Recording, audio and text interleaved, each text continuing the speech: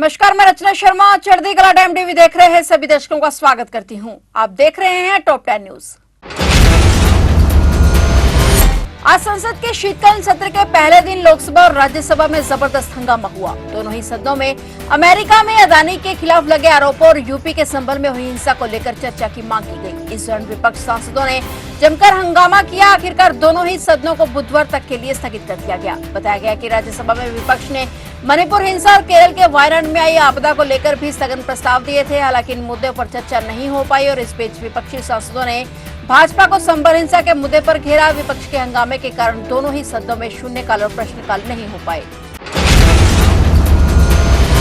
प्रधानमंत्री नरेंद्र मोदी ने आज भारत मंडपम में अंतर्राष्ट्रीय सहकारिता सम्मेलन का उद्घाटन किया। 30 नवंबर तक चलने वाले इस आयोजन में 100 से ज्यादा देशों के 1500 प्रतिनिधि शामिल हुए हैं। अंतर्राष्ट्रीय सहकारिता गठबंधन के 130 साल के इतिहास में पहली बार भारत में वैश्विक सहकारिता सम्मेलन आयोजित किया गया है। बता दें कि अंतर्राष्ट्रीय सहकारिता वर्ष पर एक स्मारक टिकट भी जारी किया जाएगा। कार्यक्रम में भूटान के प्रधानमंत्री दाशो शेरिंग तोब्गे के और फिजी के उप प्रधानमंत्री मनोआ कमिका भी सम्मिलित हुए।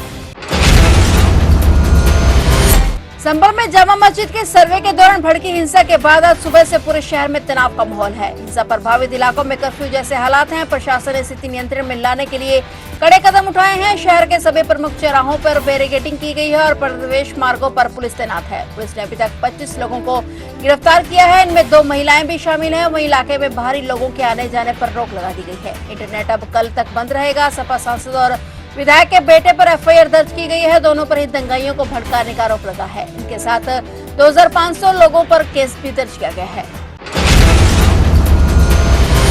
जम्मू कश्मीर में माता वैष्णो देवी मंदिर तक प्रस्तावित रोपवे प्रोजेक्ट को लेकर विरोध थमने का नाम नहीं ले रहा है। स्थानीय निवासियों और श्रमिकों के प्रदर्शन को आज सोमवार को चौथा दिन था, जिसमें लगभग 2000 लोगों ने भाग लिया और इस दौरान पुलिस और प्रदर्शनकारियों के बीच झड़प हुई। इसमें पथराव से कई पुलिसकर्मी घायल हो गए। 22 नवंबर से जारी यह विरोध प्रदर्शन मुख्य रूप से दुकानदारों, खच्चर मालिकों और पालकी चलाने वालों द्वारा किया जा रहा है। प्रदर्शनकारी इस 250 करोड़ रुपए की परियोजना का विरोध कर रहे हैं क्योंकि उनका मानना है कि रोपवे बनने से उनकी आजीविका पर प्रतिकूल प्रभाव पड़ेगा। प्रदर्शनकारियों को शांत करने और हटाने के लिए पुलिस के साथ सीआरपीएफ की 6 बटालियन भी तैनात है।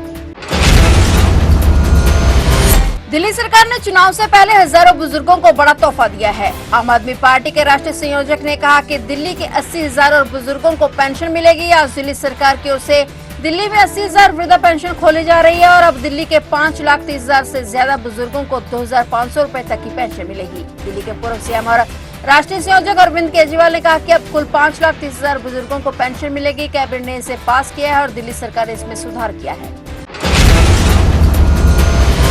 संविधान से धर्मनिरपेक्ष और समाजवाद शब्द हटाने की मांग वाली याचिकाओं को आज सुप्रीम कोर्ट ने खारिज कर दिया है। ये याचिकाएं पूर्व राज्यसभा सांसद सुब्रमण्यम स्वामी, अधिवक्ता विष्णु शंकर जैन और अन्य के द्वारा दायर की गई थी। गौरतलब है कि साल 1976 में पारित हुए संविधान संशोधन के तहत धर्मनिरपेक्ष और समाजवाद जैसे शब्दों को जोड़ा गया था। बीते शुक्रवार को ही सुप्रीम कोर्ट ने अपना फैसला सुरक्षित रख लिया था। याचिका को खारिज करते हुए मुख्य न्यायाधीश ने कहा कि इस याचिका पर विस्तार से सुनवाई करने की जरूरत नहीं है।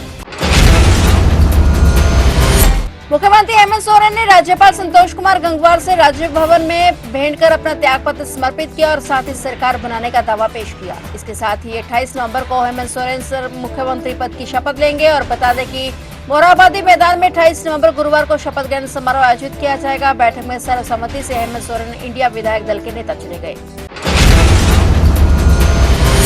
आज हरदोई के मल्लावा क्षेत्र में एक बड़ा सड़क हादसा हुआ है और इस हादसे में कटोरा बिल्हौर पर हाईवे पर गौरी चौराहे के पास होते जहां बोलेरो और बस के बीच जोरदार भिड़ंत हो गई। इस हादसे में बोलेरो सवार 5 लोगों की दर्दनाक मौत हो गई, जबकि 5 लोग गंभीर रूप से घायल हो गए। घायलों को इलाज के लिए लखनऊ रेफर किया गया। बताया गया कि हादसे के शिकार हुए सभी लोग एक शादी समारोह से लौट रहे थे। हादसे के बाद पुलिस ने मौके पर पहुंचकर बोलेरो को काटकर सभी घायलों और मृतकों को बाहर निकाला। रोहतक में एक और गिरोह शुरू होने से पहले सीआईए 2 ने लगाम लगा दी है। पुलिस ने गैंगस्टर सन्नी डिटोनिया के साथ ही साहिल डीगल को 8 अवैध पिस्तौल के साथ गिरफ्तार किया है। उसके कब्जे से काली फॉर्च्यूनर भी बरामद की गई है। सभी पिस्तौल लोडेड थे और 3-3 कारतूस मैगजीन में भरे हुए थे। पुलिस ने 8 पिस्तौल और 24 कारतूस बरामद किए हैं। पुलिस ने बताया कि आरोपी पर कई मुकदमे दर्ज हैं।